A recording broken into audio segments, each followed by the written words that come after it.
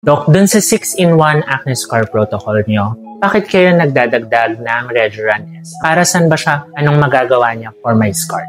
Regeran, as we all know, is salmon DNA. It's PDRN ng polynucleotides. Si Regeran S is a variant that is specially made for scars. Ang difference niya with Regeran H and I, it's much thicker.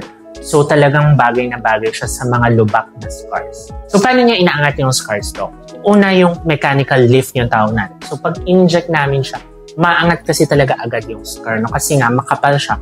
So it provides support agad-agad to the scars. Second, it activates the cells that we call fibroblasts. Ano yan, Dok? Yung fibroblasts, yan yung gumagawa ng collagen and elastin sa skin natin. Yan yung mga cells na nagpapabata sa atin.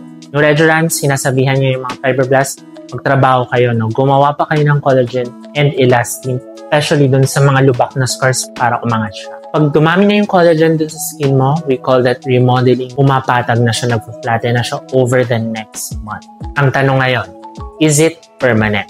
The answer is yes, because yung mga ginawang bagong collagen, yung mga fibroblasts, permanent na yon. However, when you age, pag na-damage na naman yan by sunlight, of course, may mga collagen na naman masisira.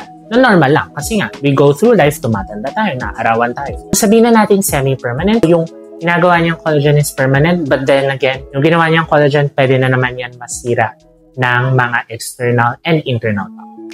Ang advice namin with Regeran S, you do it at least twice, better if thrice, 1 month apart. Then you can maintain it every year na lang to compensate for the collagen na nasira ng sunlight, ng aging. Regeran S is a really good addition to the 5-in-1 acne scar protocol, which is yung subcision, chemical peel, CO2, PRP, PCA cross, because it will really boost significantly the effects of the 5-in-1 acne scar protocol. If you want to upgrade your acne scar protocol and you want to treat your acne scars, come visit us at clinic so we can evaluate.